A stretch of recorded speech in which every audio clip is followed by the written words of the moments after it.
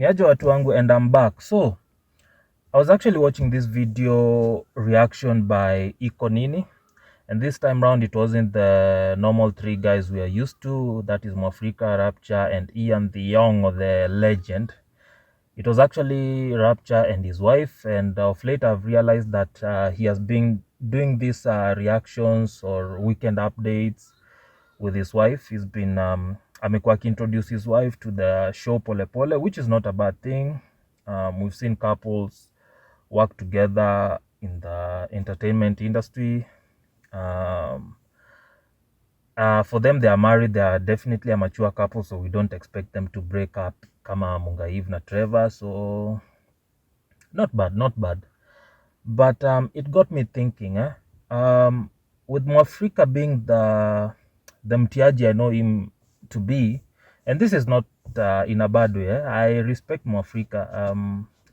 You know, back in the day when I was a spoken word artist, a hip hop artist, Mwafreeka used to hold this what do you call it? What do you call them? Is it talks, conversations, places kama Goethe Institute where we'd have other underground hip hop artists go. And I can tell you for sure, if you're a true underground hip hop artist or a hip hop artist fan from Nairobi, you definitely know of Mwafreeka and you definitely respect Mwafreeka. His contribution to the radio industry from ghetto, you know, and all of that BS. So I respect him, but Nini, Mwafreeka waga ka asshole flani too, let's just be honest. I think I've even written down on one of the videos they've done before Kitambo, at the time DJ Zack was leaving. I was like, I think Mwafreeka is a controlling freak flani, even though like they differed with DJ Zack on what do you call it, on the frequency of how they'd be shooting Iko Nini. Still in the background I feel pia Zack alitoka juu Mwafreeka is some sort of a control freak, and I think he likes to take credit to himself, and I don't see Rapcha and Ian in that channel in the long term. Siko ba, call me prophet of doom, call me hater, but it's just what I'm seeing. Especially now that I'm introduced mwanamke. Not that women are bad. Not that women are bad. Yeah, not that women are bad. But you know, in when you introduce a woman to a project that men have built, the woman tends to bring in a division in a way. And she's already started. So in this video, they were actually reacting on Mungai Eve's and director Trevor's breakup.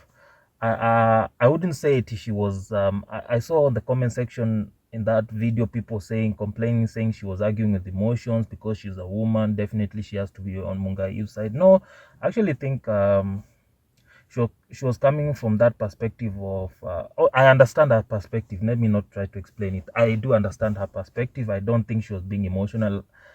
I think she was being very, very rational. And that balance, of course, Mwaf is the guy.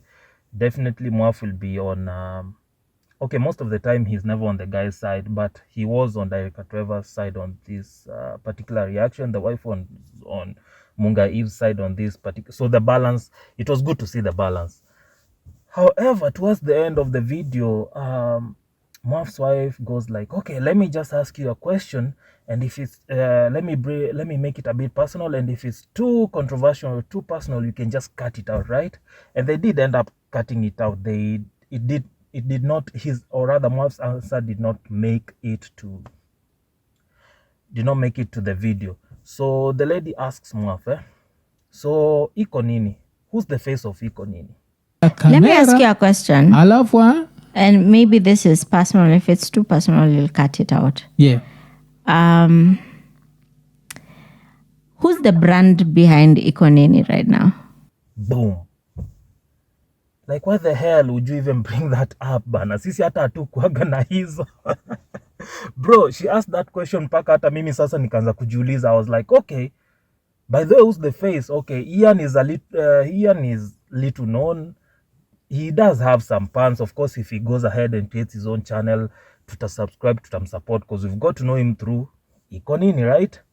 Mwafreeka, we did know Mwafreeka, but Mwafreeka was more of a behind the scenes person, even back in the days. Okay, not necessarily. He was also on the screens. There's this show he used to do with Kaz Lucas that used to come on NTV. They used to do Raya with Mwaf. But Mwaf, not Mwaf, Rapcha, I mean. But if you ask me, I think Rapcha is the more familiar face compared to Mwaf. Because remember, Rapcha is a comedian. And Rapcha used to play the role of, was it professor on Vioja Mahakamani. So he's well known by the older generation, hii generation yetu. And the Gen Zs as well know him because of his show, his current radio show on Royal Media Services, right? So if you ask me, I think Rapcha the Sayantist is the more familiar face compared to Mwaf. So ideally, I think Rapcha would be the face of the channel, even though he came afterwards, right? Iko Nini was started by Nani. Iko Nini, the channel, was started by Mwaf. Then DJ Zach later on akakama kambia Mwaf, let's make it a podcast style channel, right? Of course, like I said, Rapcha came towards the end hivi when Zach was leaving. So even though channel ni ya Mwaf, face ya Iko Nini is Rapcha. Majority of people, okay, they are the channel iko sawa even without Rapcha. But sasa Mwafreeka'S wife brought up this conversation. Sisi hata hatukuwa na hiyo agenda kwa akili yetu. Sisi hata hatukuwa na hayo mawazo kwa akilini mwa mioyo zetu. Does that even make sense? No, it doesn't, but take it at face value. So yeah, I mean, why would you bring that up? So that's why I say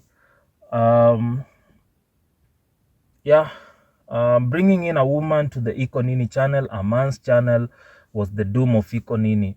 In the next 3 years, I don't see Rapcha and Ian, or rather one of those guys, is going to leave because of the division that this woman has brought into the channel bana. Inaanzanga hivyo kimchezo mchezo. Now why the hell would she say that bana? Why the hell would she say that? Anyway, yeah, so that's it bana. Iko Nini sasa is becoming a family channel, which is not bad. I wish Mwafreeka and his wife all the best. But yo bro, that was so unnecessary.